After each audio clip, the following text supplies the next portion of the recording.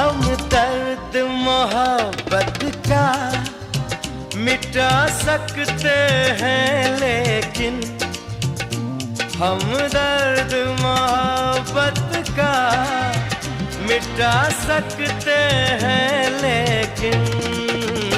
ये